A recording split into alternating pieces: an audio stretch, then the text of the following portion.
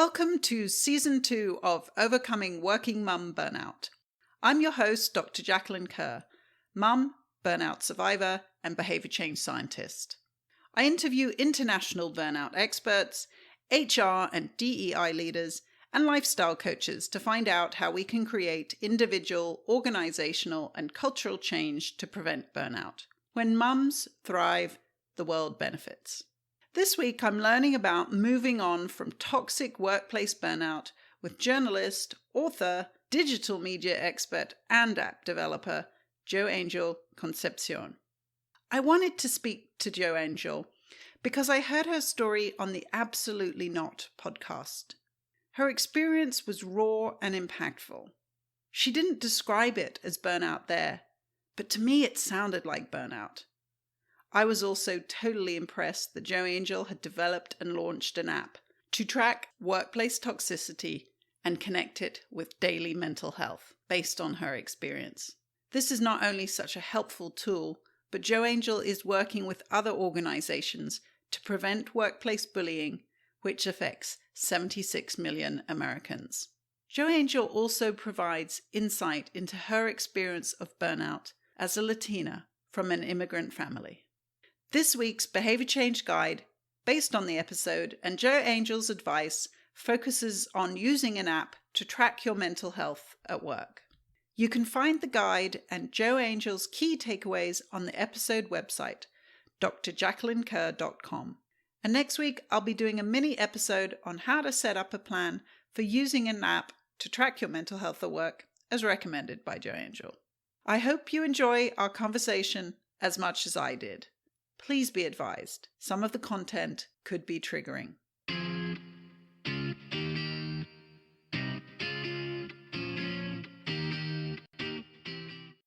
My name is Joangel Concepcion. I am a mother of one fierce little lady, and I am the founder of Trail Mobile app. And my family is from the Dominican Republic, and I am also a former journalist.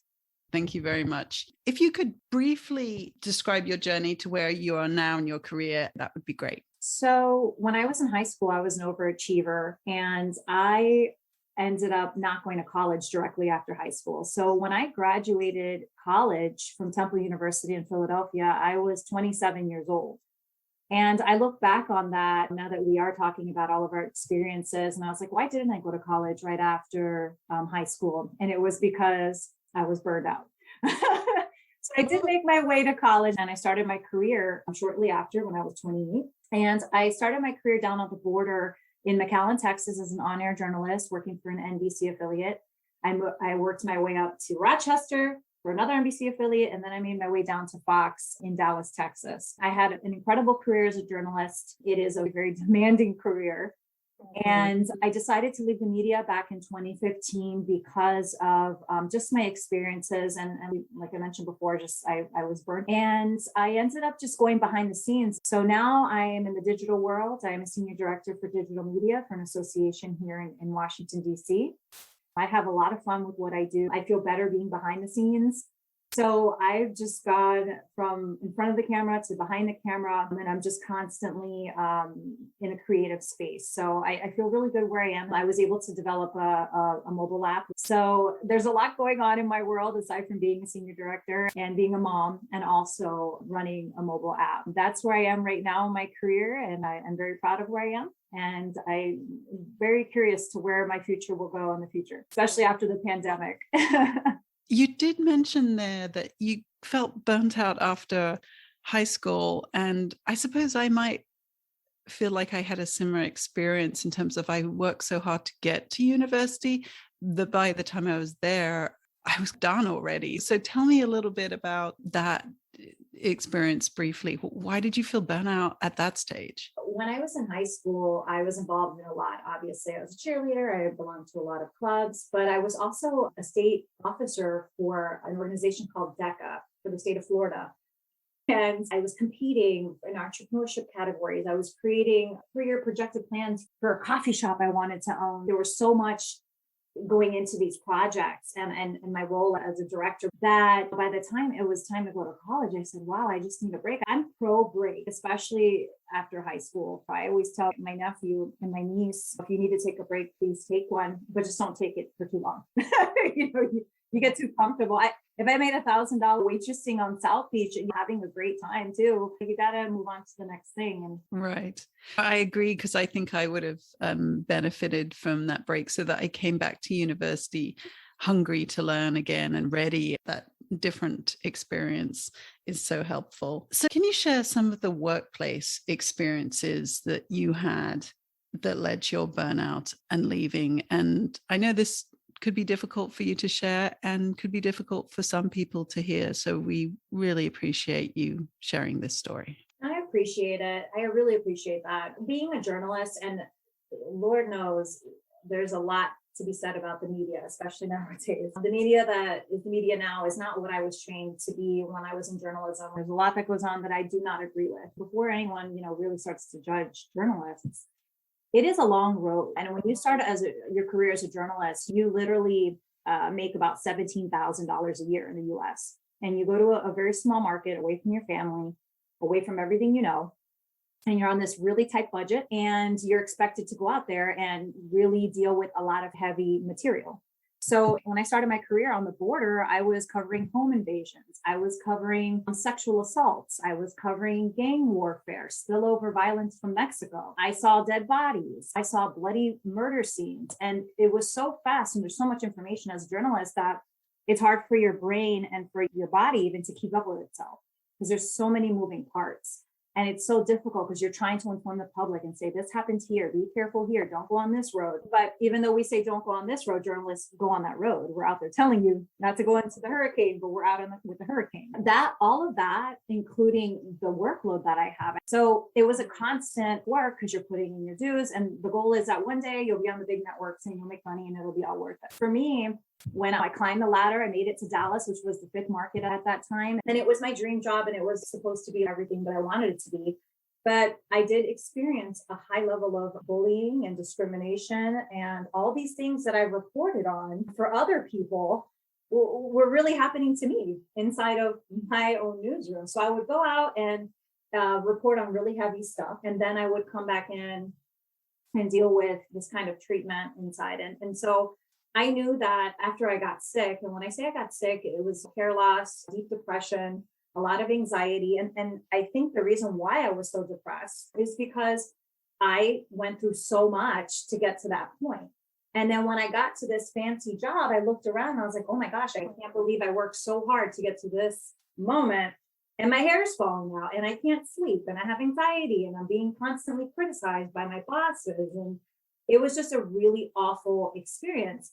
But when I left there, I could have continued my career elsewhere. But because I was so burnt out, not just from the bullying and the harassment, but from everything I was covering and just the go, anxious mentality that journalists battle with every day, regardless of what they tell you or not on the surface, they do battle a serious amount of anxiety to get the news out there. It's just that kind of business. I just couldn't see myself continuing that kind of lifestyle. Once I got a taste of sitting by the lake or actually not worrying all the time about what's happening, what's breaking, what stories can I bring to the table that really need light, but that my bosses don't want me to cover. Once I got that taste of just freedom, I understood that it wasn't just the bullying. It wasn't just the harassment. I was completely burnt out and I needed a moment to take care of myself. Because if I didn't, I would continue on a path where it could have led to a worse place, because I was in a really bad place. And I'm not afraid to say that because I want people to know that. And especially when you look at your on-air journalists with the great looking hair that everybody wants, maybe in the back of their head, their hair is falling out like mine was because I was so stressed out. It's so important to talk about these things. The reason why I left that career behind is because of the burnout. And just being in a toxic workplace, period, will drive anybody out. And so those two things, I was able to pick up and leave and reinvent myself. I still do media. It's been interesting for me. Not a lot of people can do that. A lot of people turn and go to a completely different career. But for me, I was able to pivot And I'm grateful for my health more than ever. So thanks for sharing that. I think some people will be able to relate to what you're saying from the context of being in a stressful job that's never ending. I think at least we're really good with our therapists, making sure that they have therapy so that they can also process what they're going through. But it seems like there's many roles in life, like journalists, social worker, advocates, organizers, who also see a lot of trauma and, like you mentioned, death, and that we do need a space for the mental health of people that are in those positions. And focusing a little bit more on the toxic workplace environment that you mentioned, because there could be people that aren't in that type of job that you were in, where there was the job related work stress, like the job function work stress, versus they could be in a work environment where they're experiencing these sort of daily toxicities. So what was your experience as a Latina, as a woman in that environment, that maybe others could hear and think about how they cope with that, or how they process it, or what others can do to prevent it, but also what they can do to move out of that situation? I look back and I always ask myself, well, what could I have done differently before I took that job? And at times, a lot of these companies, they hide a lot of what's going on behind the scenes because they want you to come on. They need someone to report the news, or they need someone to fill that role. I think that you really do have to pay attention to the warning signs when you are interviewing. I think you should research the company as much as you can. Nowadays, you have places like Glassdoor where employees literally write the good and bad on there, and you can make your own interpretation of that. And in terms of being a Latina, I didn't really know until after I took the job that they had a high turnover rate with Latinas.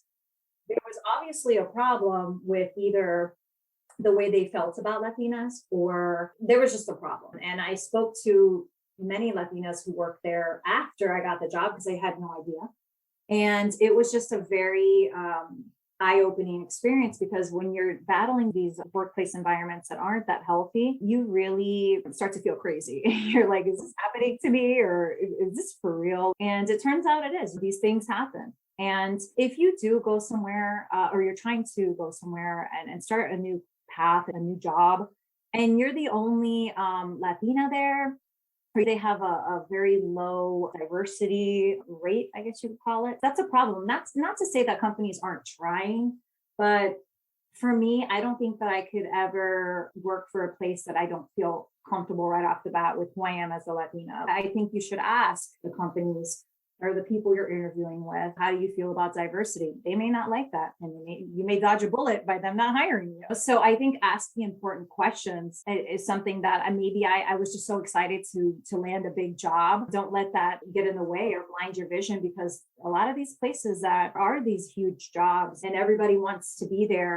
they might not be a really great place to work for as a Latina, or as somebody who's just a very skilled worker. They might not deserve you. So you have to ask questions. You have to make sure that it's for you on all levels. I definitely made the mistake of not doing as much research as I should have. And again, there's a lot more information out there now than there was 10 years ago. And so look it up, and don't let the salary blind you. When I jumped to Dallas, they pretty much doubled my salary. And I was like, oh my gosh, I don't have to ration my meals throughout the week. And I was so excited to make more money, but I'd rather have lived on a very little salary than go through what I went through.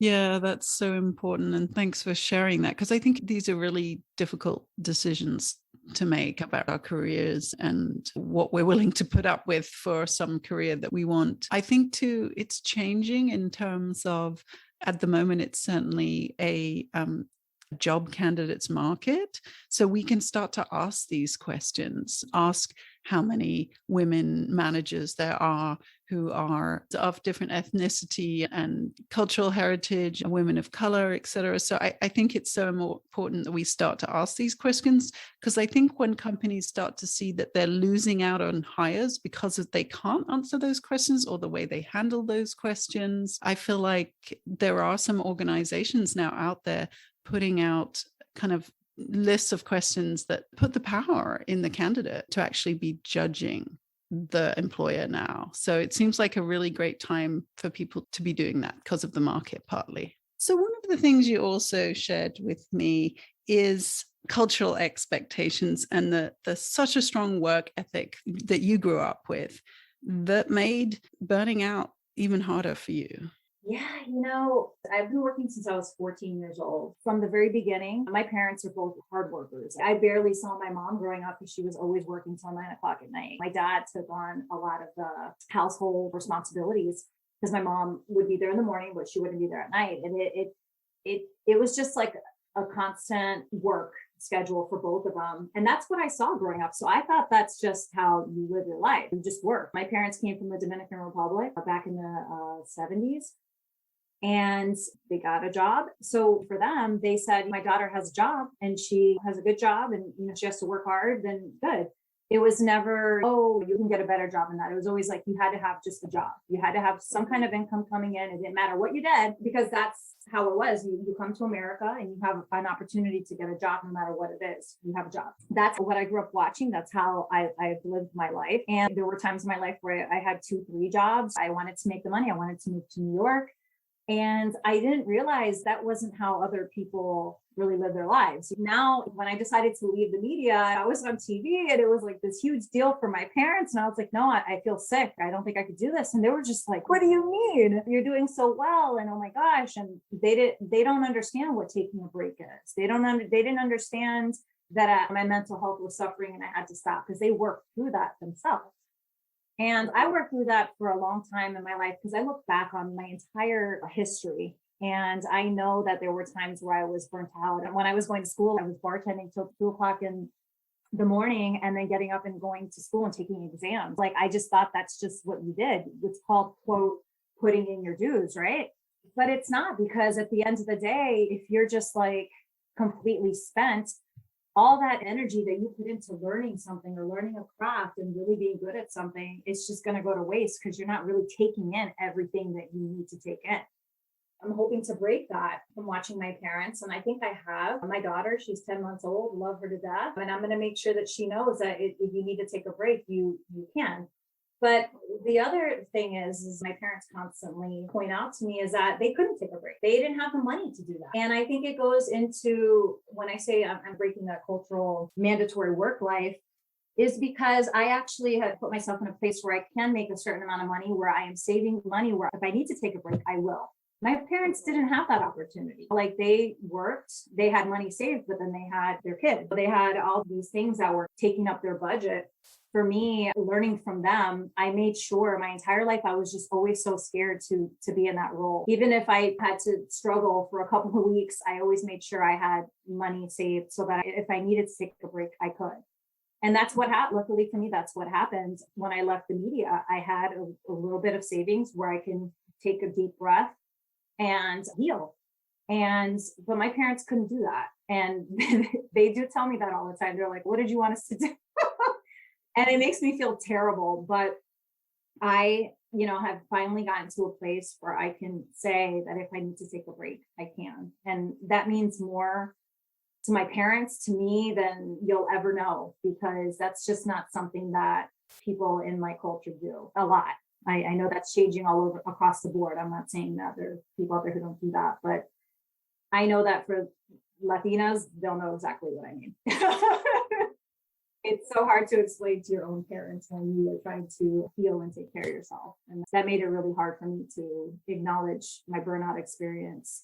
Well, thanks so much for sharing that. I understand it's really deeply personal as well. And just because you mentioned being a mum there, how has motherhood changed how you feel about things? How are you coping with motherhood? Just, you said 10 months in, and probably you're recognizing your daughter. What I recognize in mine is, oh my God, she's industrious. Even if she's building a sandcastle, oh my God, she's busy. And I'm like, okay, this girl is so driven like I am. And what do I do to help teach her to balance that? No, I can't believe you just nailed it, because we have so many interactive toys and things going on in the house. And she just gets so bored. She's like, I'm done with this. What's the next?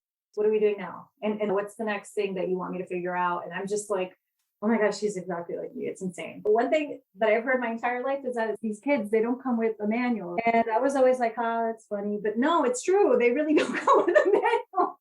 And I'm taking it day by day. She's only 10 months. But I can tell you that the things that I've learned in my life, especially when it comes to just the constant grind and how unhealthy it can be in the long run, she will know about that. My parents never talked to me about that or said, hey, I wish you could take a break. There were no conversations about that. So I think the communication with my daughter is going to change a lot culturally, generationally for me. And not just like with that, it's also with life insurance, for instance. So my parents didn't have life insurance. It's a cultural thing. They didn't know. They came here from the Dominican Republic. They didn't know. I have life insurance for me so that she can succeed in life and that she can end up buying properties and all these things. My parents burned themselves out working and they have their savings, don't get me wrong, but it's just changing everything across the board generationally for me when it comes to my daughter. I'm going to make sure that she's in a position where she knows it's okay to work hard, but to also take in what you're doing and don't take on too much. She's going to learn from me. And her dad's the same way. So we have a problem. Yeah, it's interesting. My husband has his own business and is also a very hard worker. So we know that we convey this hard work ethic to our kids. But actually, one thing I learned through some of my coaching experiences for learning how to communicate with my son. So my son's on the autism spectrum. So when we got that diagnosis, we were learning with a coach, a family coach, how do we communicate with him in a different way that he can understand and process the information we're giving him. And just in those discussions, we really got this sense that my son needed to have some control of something in his life. And he was quite young then, even 10 or so. But one of the things that the coach said to us is, how about you guys have a mental health day where basically he chooses everything he wants to do in that day. That whole day is in his hands. And so I was just like, shocked at this idea, like, what, a mental health day? I've never heard of such a thing. And so then we started doing them. I must say, the first time my son did it, he thought like the mental health day meant he could control the rest of us. So he was saying, you can't eat that today. I was like, okay, no, this means you have control over you, not over us, because we're all having our mental health day today. And it's so great. On those days, I love it. I don't tell the kids to do anything. It's such freedom for me too, because on those mental health days, I'm not mom either. So the whole family just chooses to do what they want to do all day. And we have them like once every 2 months. And the kids are always so looking forward to them. When's our next mental health day? I love that we call it that because they realize it is for their health, their mental health. We actually say those words because, again, I never thought about mental health at all before my burnout. Especially in the Latino community, you don't talk about that. You just don't. Even when Meghan Markle was sharing her battle with suicidal thoughts, I think it was, what is it, like 6 months ago with Oprah, I was watching it with my mom. I don't know why she's sharing this. This is so personal. She's just not used to hearing anybody talk about it or anything. And I said, Mom, this is going to help actually a lot of people look up to her. And she was like, okay. I feel like she understood. It's just not something that's talked about. It's more just suck it up and work and shut up. That's how it was growing up for her and for me. And I don't want that for my daughter. Do I want her to work hard? Absolutely. But I want her to understand that there's balance. So I know you had also mentioned that your burnout journey or burnout recovery did take quite a long time. And I wanted listeners to hear that experience a little bit, because I think people feel like often companies are saying, we'll take a week off of vacation. And, that is not going to fix this. So could you just share a little bit about that? Because like you said, even now, sometimes thinking back to your experience still is traumatic for you. So it's with you. It is. And I always say that I'm never going to be the person that I was before that all happened to me, because I was that spent. Like I really was that spent. You're absolutely right. And it takes so long to heal, not just from a really heavy career, but also from the things that happened, like harassment and things like that. So physically, I got back in shape. I started eating better, all these things. But mentally, that's where it felt really difficult. I really had to find a place. I didn't know what I was going to do with my life. I found joy in helping other people. And that's always been my thing. That's why I became a reporter. So I could help find missing people, educate the public, all of these things. And I had so much joy doing that, but I didn't have that anymore. So what can I do to help others? So I found what made me feel good. And a lot of people that I speak to in the toxic workplace space and that are helping others, that's their foundation as well. And so you really have to find what makes you happy. and try to pivot in that way. And I was lucky to be able to pivot in my career, and I was able to be creative. I was able to just do so much, and I feel really good about that. But I had to reevaluate everything. I went to a meditation class back then, and they said, go to your happy place, think about your happy place. And I walked out of the class because they said, I don't have a happy place. Oh my gosh. So it's okay to not have a happy place, but you have to find it eventually, and you will. And that's what I tell people. So it really took a long time. I'm very pro therapy. I went through a lot of therapy, and I was very grateful for the help I received and just talking with somebody you don't know. And I don't really like talking about my experiences because I do still feel triggered. And it's crazy because it's been 6 years and I still feel like uncomfortable talking about it. But I have to, because you have to talk to people, because the more you bottle it in, it's just going to sit there and just manifest. But the more you talk to people, you really understand that a lot of people have been through what you've been through, and you can relate and you can say, oh my gosh. And then you start feeling like a survivor.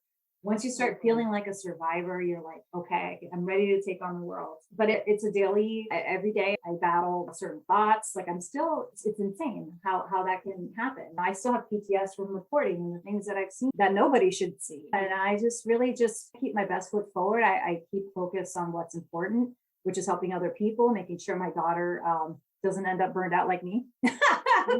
and that I just stay focused on the things that make me feel happy. So I do have a message for everyone out about to walk away from something that's really bad for them. I want them to know it's going to be completely okay. It's 100% okay to feel what you're feeling, and that you're not alone with that. And that it's going to take some time, and just take your time. Do not rush the healing process. That is the number one thing. Do not rush it. But I wish that there was a way that I can just wave a wand and make it different for a lot of people. But that's where my heart is at now. So I'm doing it little by little. Thank you again so much for that. And again, for sharing, because I know it's difficult, and I really appreciate that. And so that's where you're at now. You are helping other people through this Trail mobile app that you have created. And just to remind our listeners, you're a journalist and you have now created this digital app. So I have thought about that, and I worked in research projects that did apps, but I was so intimidated thinking about that. And you have done it. I'm so impressed. And as a behavioral scientist, I'm so impressed by what you're doing with this app. So yeah, tell everybody about it. What does it do, and why is it so important? For sure. Thank you so much for your kind words. And this has been since I left the news. So it's been 5-6 years of research and just trying to get it right to launch this app. When I was at the last place that I worked at, the unmentionable place, I used to write down everything that I did that was good and bad every day. I saved all my emails, my doctor's notes. I saved everything so that I can go back when they were attacking me and say, actually, that didn't happen. Or to assess my own thoughts and say, wow, this is really going on. I can't believe this is happening to me, instead of thinking that it was just me and I'm a horrible journalist and a horrible person and I don't know what I'm doing. So essentially what I did is I took that notebook and created the app. So the Trail mobile app allows you to do that. It allows you to store everything. You can journal. You can upload any pictures, emails, doctor's notes. You can upload voice memos. And one of the really cool features is that you can also just tap a mood emoji for the day. So let's say you're feeling anxious and you don't really want to talk about the day. You don't have time to talk about the day. You just easily go in and you just log that you're anxious through the emojis. Now, when you're ready to export the report, whether it's for yourself to assess your own mental health, or if it's to take to a medical expert or a legal expert, you can literally just export your report, and it'll break down all the emojis. So it'll tell you, hey, you felt you were anxious 11 times this month. You were depressed twice. You were actually happy for 3 days this month. It really paints a picture of what you're going through. And while you're doing that, it also, creates a formal document that's time-stamped what you were going through.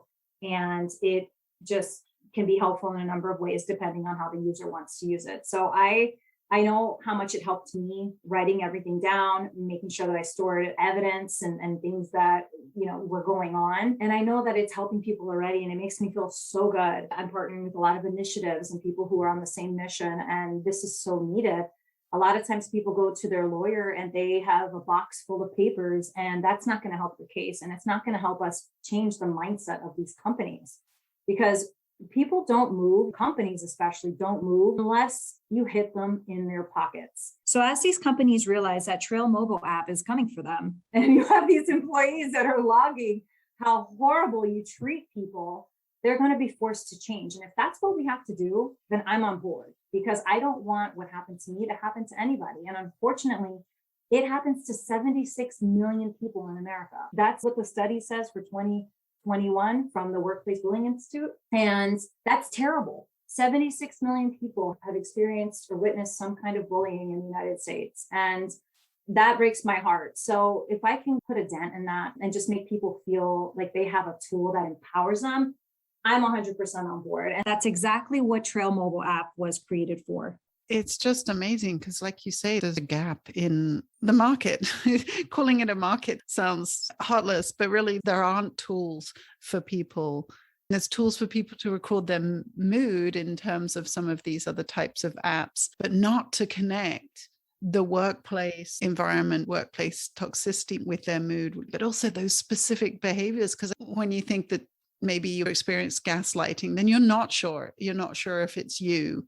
But also, are we focusing on the negative too much, or are we focusing on the positive too much? So having these numbers of specific behaviors that we can then look at and say, okay, these are related to how I'm feeling. I think some people might not always put those two things together. For me, I think equity and inclusion are really related to burnout, and I want them to be together. But you've put it together really closely in this app, which I think is so important.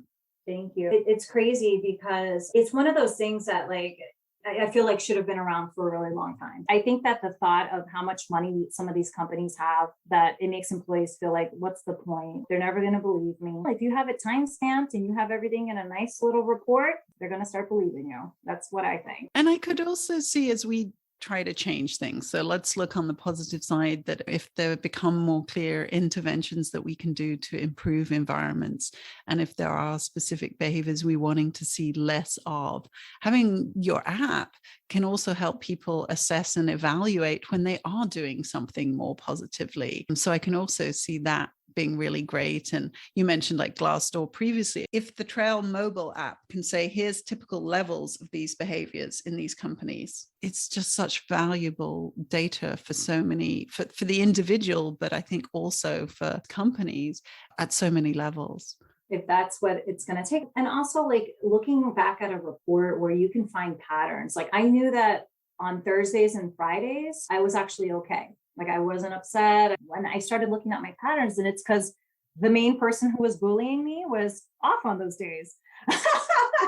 So you get to look back at things like that and identify exactly why you're feeling so anxious or depressed or defeated these particular days. You start realizing that there are a lot of patterns that you knew were there, but now it's all laid out for you. So I agree. It's just so many different levels. And at the end of the day, I just want to help people and make sure that they feel empowered, because I know what it's like to feel not empowered. And also, I think that timestamp matching, because if you're saying these behaviors only happening on certain days, and you can match those timestamps to time cards or work schedules, again, it's so powerful. So I'm always looking for solutions. And I really see that your Trail mobile app is part of the solution, because part of the solution is documenting and accountability. But what do you wish companies did more for women and Latinas in particular? Honestly, I think it all starts with paying people what they're worth. That is just an unacceptable issue we have here in the States and around the world. I really think that is the start of it all. And also giving women and people of color opportunities. Along the way, I had a couple of people that really looked out for me, and they said, hey, I think you'd really benefit from this leadership course. Do you want to take it? I'll make sure that it's paid for. And I was like, I never thought of that before, but sure, it's a free class, and it changed my life. If companies invest in their employees more, especially women and women of color, I think that'll just go a long way. We're not just here to just work and burn ourselves out and die for you. We're actually human beings that actually want to succeed and grow.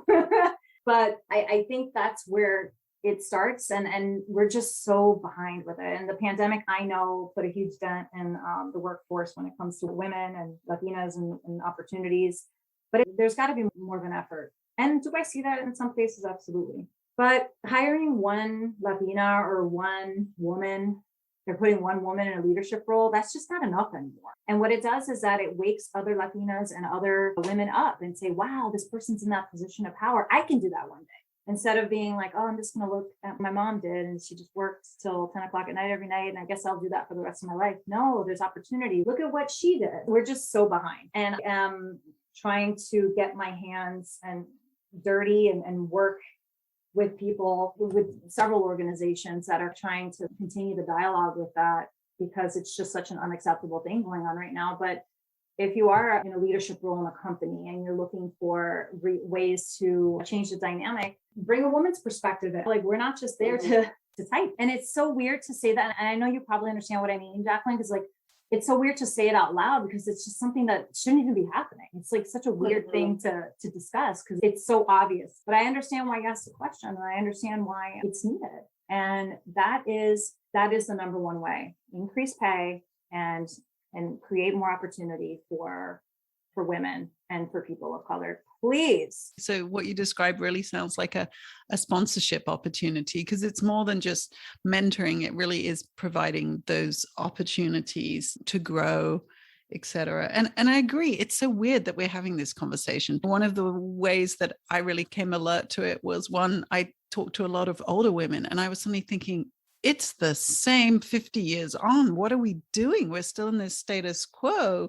And also, I think the difference between coming from Europe to the US, I saw just like how behind the US is in so many things, equal pay and women's rights in terms of maternity leave and childcare pay, etc. So it does seem odd to be having these conversations. Is really, are we still in the 1950s? But that's what it feels like post-COVID.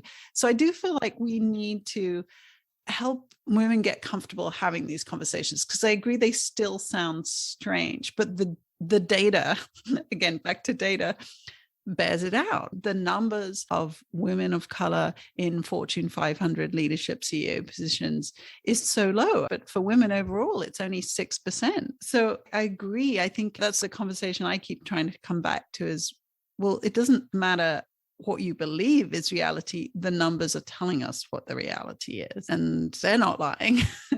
No, and I would love to reach a point where if I become the CEO of a huge Fortune 500 company, I would like for that to not make the news. I want it to be where we're just being valued everywhere, or we're being recognized that, hey, I can fill these shoes. Like, I should have been in these shoes. Somebody like me should have been in these shoes. That's what I would love.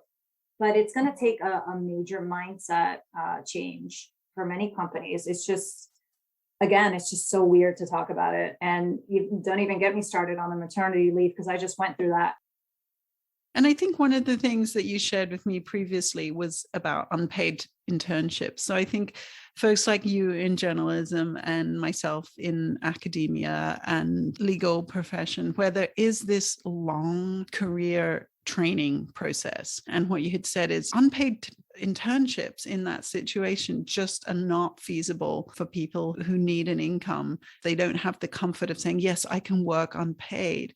And so I agree. It is back to, we always feel like we're paying our dues through that time, but it really shouldn't be. We're working, we're offering something, innovative new ideas even, but they're not being paid. So it's so interesting, because I feel like career women, as I say, in these careers that involve a lot of training, medicine, for example, as well, we're the ones burning out. Yeah, it's crazy how when I was interning, it was all women. It was just a bunch of us doing great free work. It was like we were assistants. And yes, you put in your dues. And I get why it was all happening. I get why it was created. But times have changed. And especially if you look at now what things cost and rent and everything. Like when I was in college, like I said, I was bartending till 2 a.m. I didn't want to bartend till 2 a.m. I was bartending, interning, going to school full time and working. And that's the thing as well with, Latinas and women of color. We don't have that padding where we can intern. We can just work for free. How are we supposed to maintain our household? How are we supposed to do everything that life is being thrown at us to survive? How are we supposed to survive? because when I was interning, I did intern with quite a few white women, and they were just so like carefree. And I'm sitting here like jittery. I was up till 2 in the morning. And I just remember being like, wow. And I had conversations with them, and they would say, oh no, my parents are paying for my college, they're paying my way. And I'm not saying that every white woman has had luxury. Trust me, that's not what I'm saying. But I will say it is very difficult for, speaking of my experience, for a Latina to just take that valuable time and balance it out with work and everything that comes with getting a degree. And that includes obviously an unpaid internship, and then just having a choice. Do I intern or do I work a few hours so that I can make more money so I can eat? My parents can't give me money. That is an issue. And at the National Association of Hispanic Journalists and for Black journalists, they talk about that a lot because it is something that happens in the journalism field. And so I think that needs to change as well. A lot of interns are really hungry to learn, and they're doing good work. So they're worth the pay, probably more than the employees they have on. Who knows? I think that's so important to identify these structural barriers to women being able to be seen and lead in these professions that do have a lot of influence. That's the thing. We want to see women journalists. We want to have stories in the media that are written by moms of color reflecting the world from their eyes, because there's a statistic like only 20% of news sources are from women. And we don't have people of diverse perspectives out there in places that are influential. So just to end, I always like to end up with listeners having a sense of something they could start today, a behavior change that they could do today to help set them on the path to feeling like they're gaining control and just starting that journey of making a change. So whether that's in their company or for their own personal health or something you want a company to do today. So what would be one thing you would recommend to working moms to do today? Well, aside from downloading the app, I recommend for moms, especially moms that are really burned out, to don't be afraid to take a deep breath. And what I mean by that is when I had my daughter, I had so many people tell me like, hey, if you want to talk, I'm here. So it scared the crap out of me. And I made it my goal to set aside time for myself. And I know that there are women out there with a lot of kids and it's really hard. There's a lot going on, but you have to take a deep breath. And doing that, I think, saved me in the last 6 months that I was able to just continue, because it was obviously very hard. I'm very focused on work. So I just say take a really deep breath, and don't be ashamed to take a really deep breath and get the help where you can get it. I don't have family around, I don't have friends around, but if my partner or my friend can watch the baby for 20 minutes where I can just have 20 minutes to myself, do it and don't feel bad about it. That's what I say to moms. When it comes to women in the workforce, I say own what you know and own what you don't know.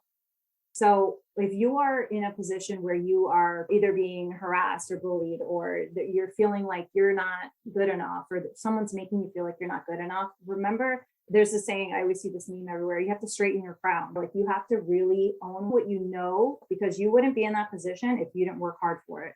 And I think a lot of women need to hear that and just keep going. And one day that leadership role is going to open up and the right person's going to be in the right place and pull you right up.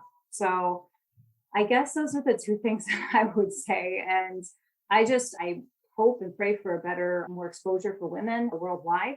I'm 100% dedicated to it, and things just have to change and we have to force it. And I think a lot of women aren't going to take it anymore. And I'm just here along for the ride with them.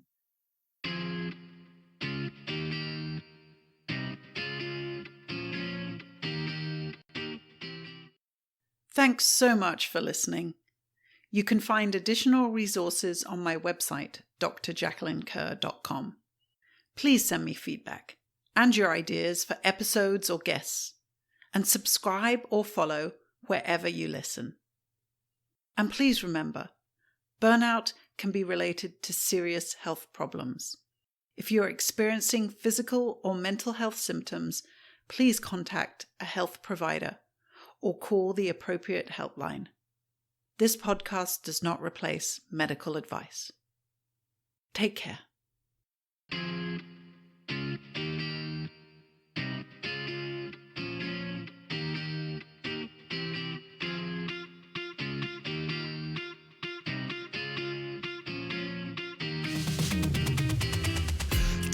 control, you're a fighter. Push the limits and see it, you're already there. Told you we going higher. Ain't no stopping us, we're going in for the win. And we're gonna celebrate. Then we're gonna do it all over again. And we're gonna rock this place, 'cause this is our day. We're gonna do it together, through any weather, rain, sleet, storm or hell.